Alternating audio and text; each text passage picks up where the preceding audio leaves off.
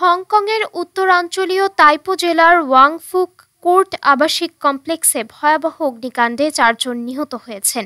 এ ঘটনায় কমপক্ষে 7 জন আহত হয়েছেন, যাদের মধ্যে 2 জনের অবস্থা গুরুতর। হতাহতের সংখ্যা আরও বাড়তে পারে বলে আশঙ্কা করছে কর্তৃপক্ষ। স্থানীয় সময় বুধবার দুপুর 2:51 ওয়াং চিয়ং হাউসে আগুন লাগে, যা দ্রুত পাশের ওয়াং তাই হাউস ও ওয়াং সিং হাউসে ছড়িয়ে পড়ে। ফায়ার সার্ভিস জানায় একাধিক ভবনের ভেতরে মানুষ আটকা পড়েছেন এবং দমকল কর্মীদের কয়েকজনও আহত হয়েছেন। বিকেল 5টা পর্যন্ত আহতদের অ্যালিস হোমিও লিং নেদারসল হাসপাতাল ও প্রিন্স অফ ওয়েলস হাসপাতালে ভর্তি করা হয়েছে। একজনের অবস্থা স্থিতিশীল, তবে 2 জনের অবস্থা সংকটাপন্ন। আগুন লাগার কারণ এখনো পরিষ্কার নয়, তবে ভবনগুলোর বাইরের দিকে থাকা বাঁশের ভাড়া আগুন দ্রুত উপরে ওঠার প্রধান কারণ বলে মনে করছে ফায়ার সার্ভিস।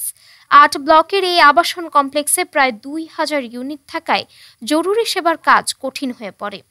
বাসিন্দাদের ঘরের ভেতরে থাকতে, দরজা জানালা বন্ধ রাখতে এবং ক্ষতিগ্রস্ত এলাকায় না যেতে সতর্ক করেছে কর্তৃপক্ষ।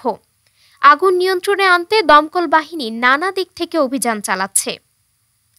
ডেস্ক রিপোর্ট, আজ বার্তা।